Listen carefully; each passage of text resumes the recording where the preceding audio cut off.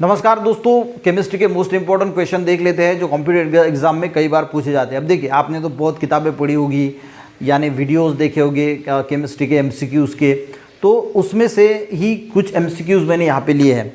तो आप गाइज यहाँ पे खुद का एनालिसिस कर सकते हैं, खुद की टेस्ट कर सकते हैं कि आपने जो भी पढ़ाई की है उसमें से आप कितने क्वेश्चन जो है वो अटेंड कर सकते हैं। फर्स्ट क्वेश्चन है guys, an example of heterocyclic compound. नीचे दिए गए में से कौन सा हेट्रोसाइक्लिक कंपाउंड का एग्जाम्पल है? नैफ्थलीन, फ्यूरान, बेंजीन, ठीक है, बेंजीन और यहाँ पे है एंथ्रासीन, ठीक है।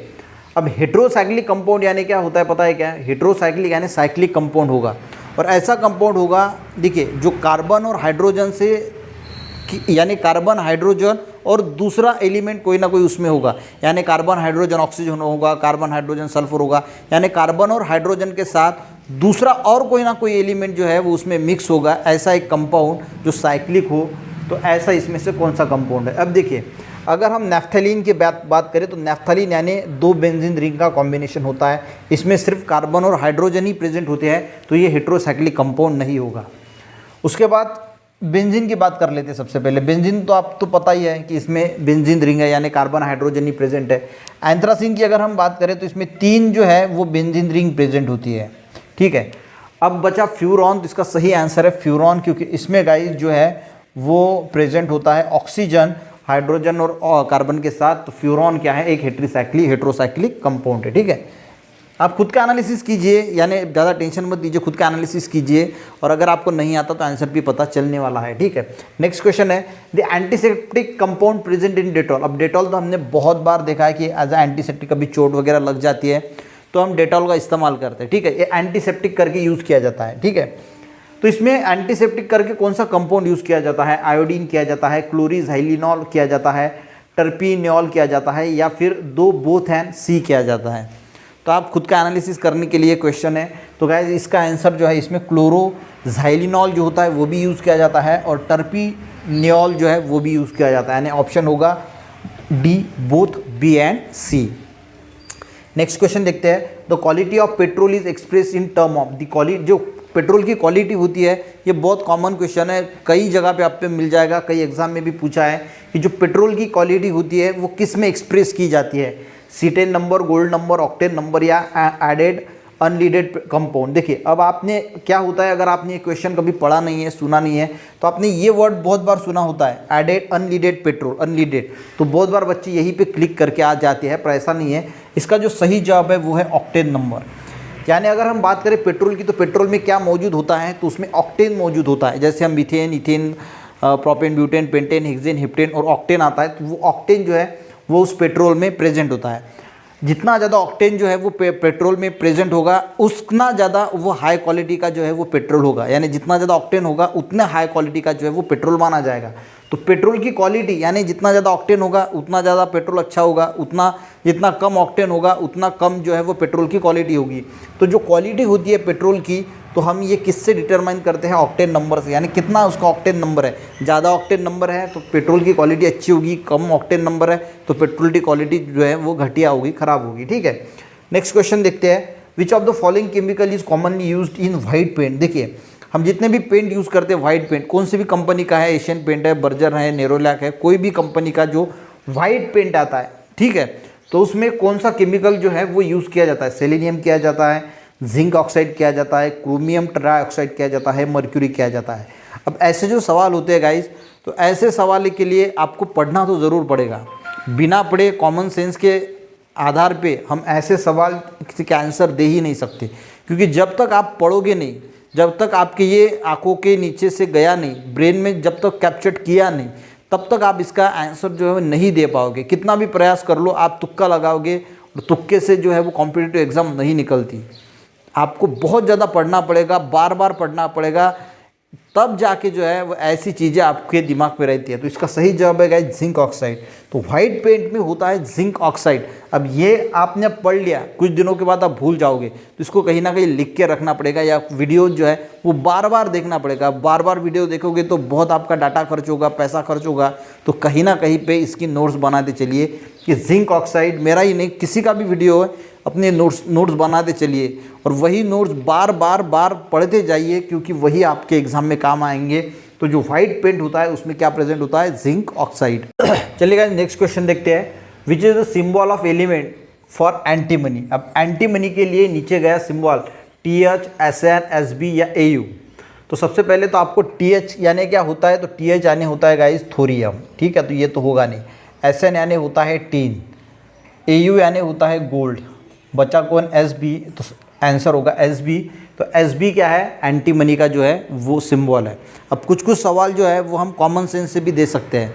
अब एक आपको बात बताता हूँ, एक एग्ज़ाम में, कॉम्पिटिटिव एग्ज़ाम का एक इंटरव्यू था, किसका था, MPSC था कि UPSC था पता नहीं। अब ये चेक किया जाता है कि आप में कितना कॉमन सेंस है। तो सवाल पूछा गया कि आप गाड़ी चला रहे हैं और गाड़ी चलाते वक्त जो है वो आपके सामने आपकी मम्मी और एक कुत्ता आया, तो आप सबसे पहले किसको मारोगे। आप गाड़ी चला रहे हैं, आपके सामने मम्मी भी है और कुत्ता भी है, तो आप किसको मारोगे। तो ऐसे सवाल जो है ना वो कॉमन सेंस के होते हैं, और इसके जवाब जो है वो जो जिसका सेंस ऑफ ह्यूमर बहुत बढ़िया होता है और जो जिसमें क्वालिटी होती है। देखिए कुछ बच्चे पढ़ के जाते हैं, बहुत पढ़ते हैं और पढ़ के तो आंसर दे देते हैं। क्या ये है ना, एंटीमनी का सिंबल SB है, क्योंकि पढ़ा है, इसमें कोई कॉमन सेंस या लॉजिक की बात नहीं है, कोई सेंस की बात नहीं है। पर जिसके पास वो ह्यूमर होता है, सेंस ऑफ ह्यूमर होता है, वही बच्चा जो है वो इसका सही जवाब जो है वो दे सकता है। तो मैंने क्या पूछा कि आप गाड़ी चला रहे हो और आपके सामने मम्मी आती है और कुत्ता भी आता है, तो आप किसको मारोगे।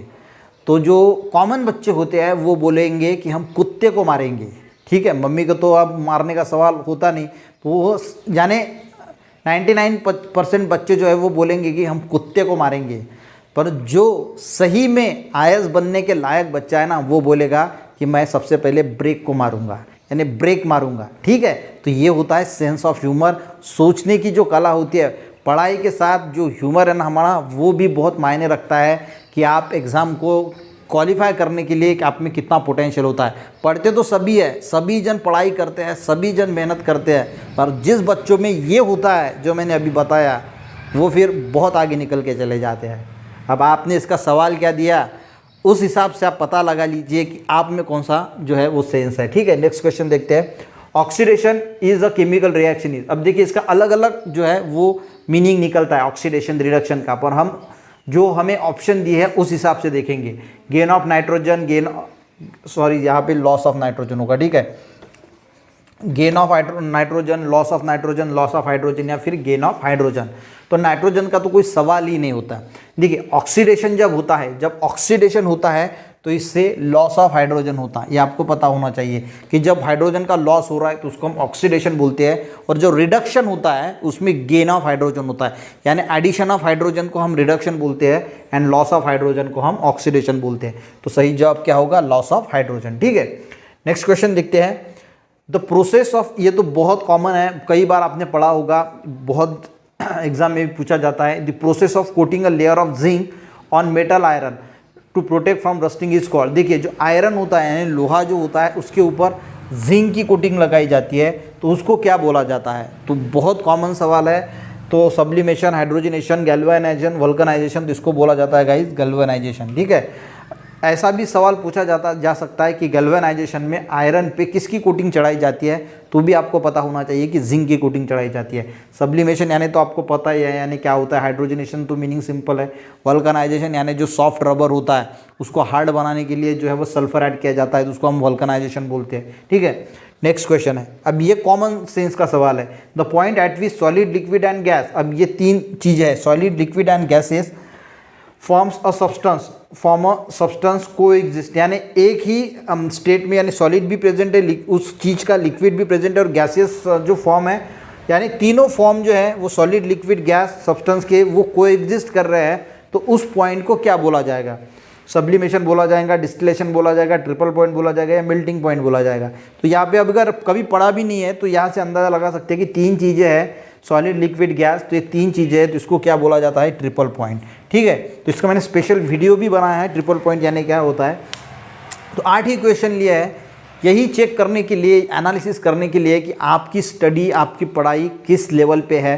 इसमें से आप कितने सही जवाब जो है वो दे सके, तो इससे आपका खुद का एनालिसिस हो सकता है। और बहुत सारी वीडियो है एनालिसिस करने के लिए, छोटी छोटी 10-10 मिनट की, वो ज़रूर देख लेना, क्योंकि उससे आपका एनालिसिस भी होगा और पढ़ाई भी होगी। मिलते हैं गाइज नेक्स्ट वीडियो में, तब तक के लिए गाइज जय हिंद।